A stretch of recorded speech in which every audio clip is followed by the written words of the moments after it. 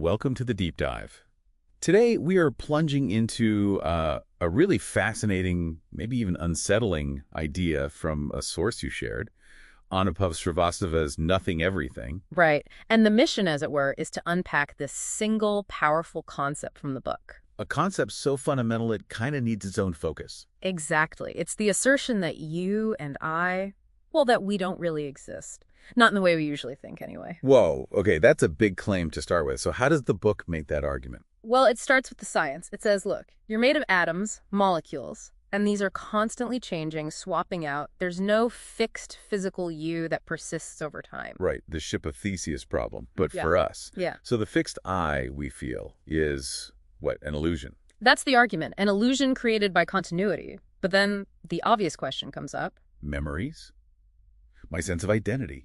If the parts change, how does that stay? And the book tackles that head on. It says it's not the cells themselves holding the memories, like little storage boxes. It's the patterns. The stable, complex patterns formed by the connections in your brain's neural network. That's what holds the information, the sense of self. Ah, okay. And that's where the analogy comes in, right? The city one. Precisely.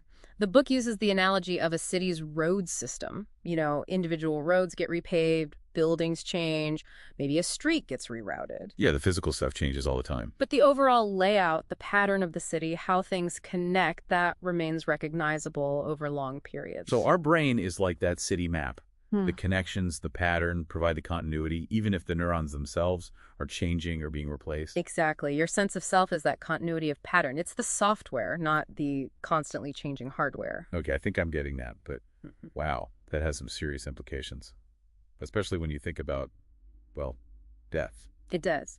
And the book is quite direct about it. When the biological processes stop, The brain stops working? those intricate patterns, the ones that make up you, they rapidly break down. They deteriorate Yeah, irreversibly. irreversibly. So no coming back from that. The book uses this really stark image. It's like somebody bombed the entire road structure. That specific, unique pattern is gone forever. Wow. And it even mentions, like, if you made a perfect physical copy of a brain. Yeah, it suggests that clone would be a blank entity, like wiping a hard drive. The structure might be there, but the unique pattern, the data, the you formed by experience isn't. That really challenges the idea of an eternal individual soul, doesn't it? If you're just the pattern. It completely reframes it. And interestingly, the book points out how this very modern scientific-seeming view actually echoes some ancient philosophies. That's ones? Like Advaita Vedanta from India, this ancient non-dualistic view where individual consciousness isn't a separate soul, but more like a manifestation of Brahman, the single underlying reality of everything. So less about individual souls, more about universal consciousness taking temporary forms. Sort of, yeah. The book quotes the Upanishads, Seiji Yajnavalkya. He compares the self dissolving at death to a lump of salt dissolving in water. Ah. So it flavors the whole thing, but the individual lump disappears. Exactly. The quote ends, "After death, there is no more consciousness," meaning no more individual consciousness tied to that specific form or pattern. Okay, so if consciousness is about complex patterns, where does something like, say, artificial intelligence fit into this model? That's a fascinating extension.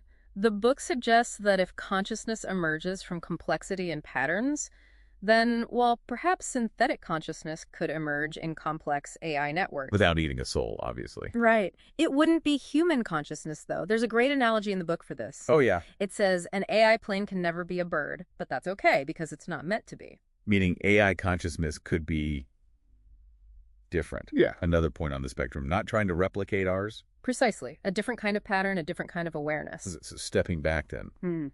If there's no individual soul in the traditional sense, what actually powers us? What's the spark, you know? The book proposes this idea of a universal impersonal energy. Think of it less like a soul and more like, well, electricity, a fundamental force in nature. Okay, like a current. Yeah, sort of.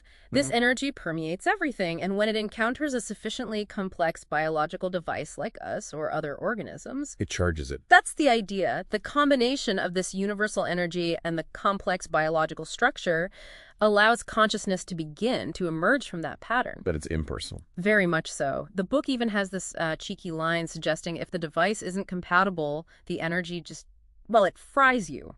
basically. It's not a nurturing personal force. So it's the structure of the pattern that matters for the experience of consciousness, powered by this universal energy. That seems to be the synthesis the book presents. It connects the hard science of our changing bodies with maybe more spiritual ideas of unity, but without a fixed, separate soul. It definitely reframes things. Being alive, being individual. It becomes less about being a static thing and more about being a process, a pattern unfolding. Exactly. And that initial idea you don't exist, which sounds maybe terrifying at first. Yeah, a bit. It can actually become quite liberating. You're not trapped as one fixed thing. You're this dynamic flow, this pattern connected to everything else, part of the fabric of the cosmos. That's a powerful shift in perspective. So for you, our listener, if this has sparked something, definitely check out this section in Anubhav Srivastava's Nothing Everything.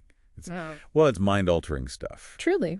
And it leaves you thinking, if consciousness is about patterns, what other kinds of consciousness, what new patterns might emerge in the future? AI, or maybe things we can't even imagine yet. What does that mean for our whole definition of life? Something to ponder.